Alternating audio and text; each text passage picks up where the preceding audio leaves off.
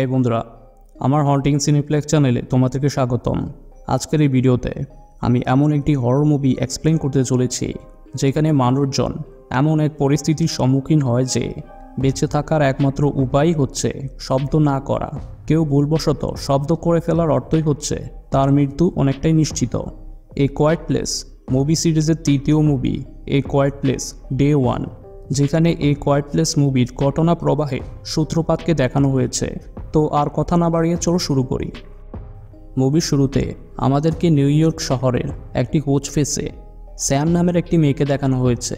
তোমাদেরকে জানিয়ে রাখি যে কোচ ফেস হচ্ছে এমন একটি স্পেশালিস্ট হেলথ কেয়ার যেখানে 6 মাস বা কম সময়ের জন্য পেশেন্টরা থাকে। যেহেতু স্যাম টার্মিনালি ইল ক্যান্সারের রোগী ছিল, তাই স্যাম তার অসুস্থতার জন্য এই কোচ ফেসে আছে। স্যামের সাথে তার একটি পোষা বিড়ালও রয়েছে যার নাম হলো ফ্রোডো। জানা যায় অনেক দিন ধরে স্যাম শহরে যায়নি, যার ফলে স্যাম বাইরে যাওয়ার জন্য কিছুটা অধৈর্য হয়ে পড়েছে।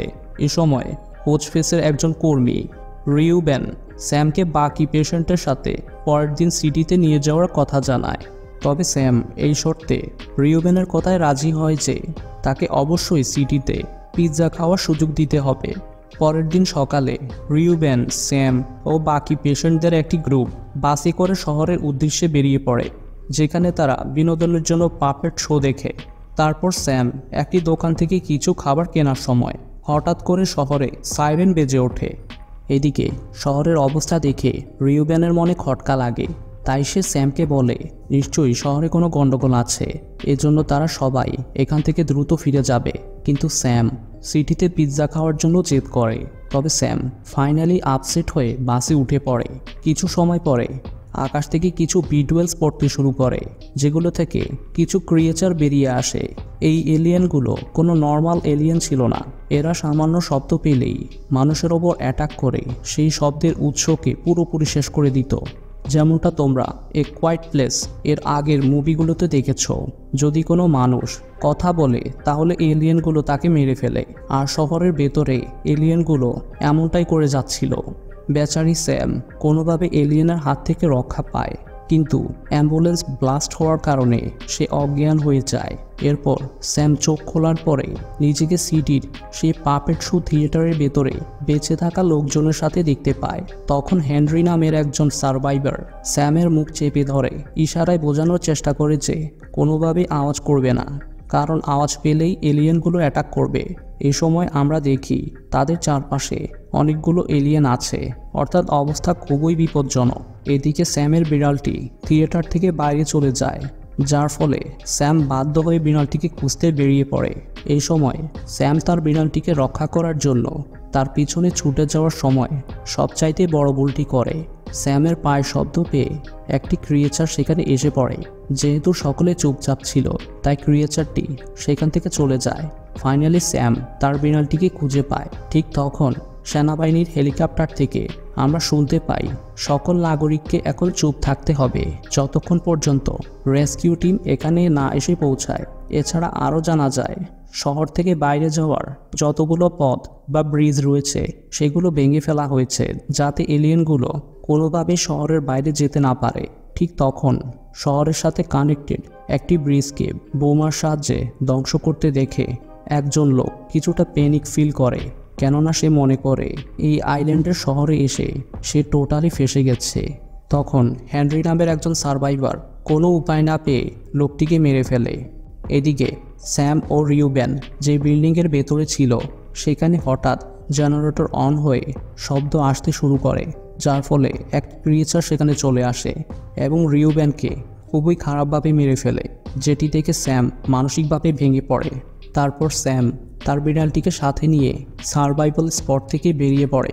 স্যাম তখন লক্ষ্য করে ফাউন্টেনের ভেতরে দুটি বাচ্চা দাঁড়িয়ে আছে। স্যাম তখন বুঝতে পারে ক্রিয়েচারগুলো কোনো জলাশয় বা শাওয়ারের ভিতরে সাঁতার কাটতে পারে না, তাই এলিয়েনরা এইসব জায়গাকে ইগনোর করছে। এভাবে বাচ্চাগুলো এখনও বেঁচে আছে। ঠিক সেই মুহূর্তে মিলিটারি হেলিকপ্টার থেকে ঘোষণা করা হয় সিটির সাউথ সাইডে সার্ভাইভারদের জন্য বোট রেডি করা আছে, যেখানে তারা ইভাকুয়েশন সুবিধা পাবে।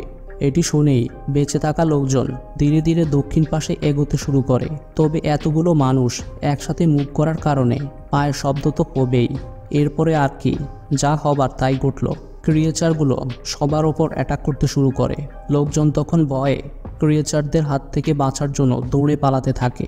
এ সময় নালার মতো একটি জায়গা থেকে এরিক নামের একজন লোককে বের হয়ে আসতে দেখা যায়। এরিক বাঁচার জন্য এখানে আশ্রয় নিয়েছে।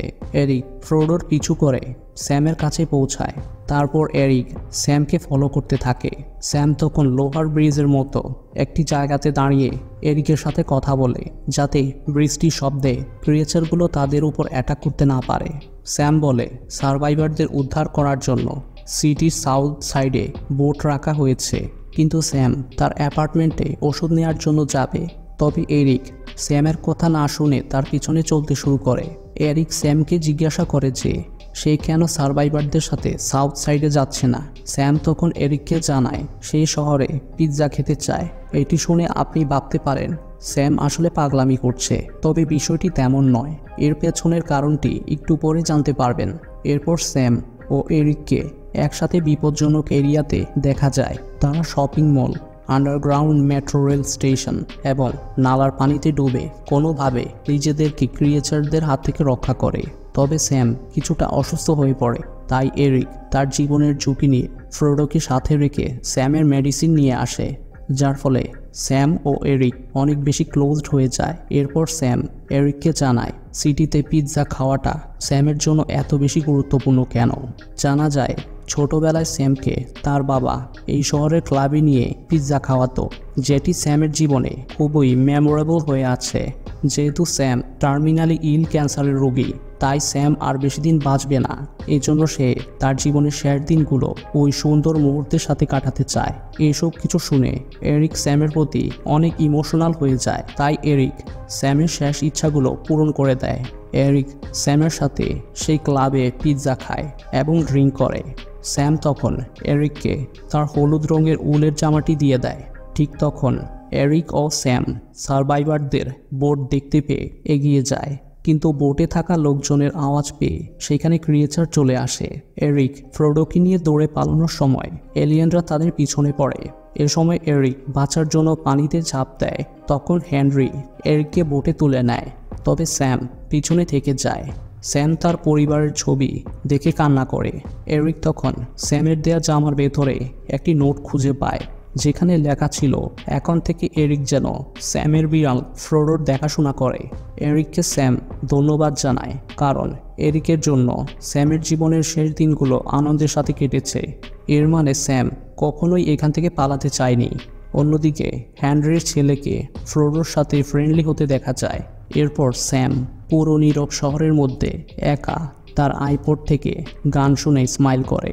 স্যাম তার আইপড থেকে ইয়ারফোন সরিয়ে দেয়, যাতে গানের আওয়াজ পেয়ে ক্রিয়েচার বেরিয়ে আসে। এই সময় আমরা স্যামের পেছনে একটি এলিয়েনকে দেখতে পাই। এভাবেই মুভিটি শেষ হয়ে যায়। বন্ধুরা, আমাদের আজকের মুভি এক্সপ্লেইন ভিডিওটি আপনাদের কেমন লেগেছে তা অবশ্যই আমাদের কমেন্ট করে জানাবেন। ভিডিওটি ভালো লাগলে অবশ্যই একটি লাইক ও শেয়ার করবেন। আমাদের চ্যানেলে ভিজিট করে চ্যানেলে থাকা এরকম আরও এক্সক্লুসিভ কন্টেন্টগুলো দেখতে পারেন। পরবর্তীতে আবারও ফিরে আসব নতুন কোনো এক্সপ্লেইন ভিডিও নিয়ে। ততক্ষণ পর্যন্ত সবার সুস্বাস্থ্য কামনা করে আজ বিদায় নিচ্ছি। Good bye.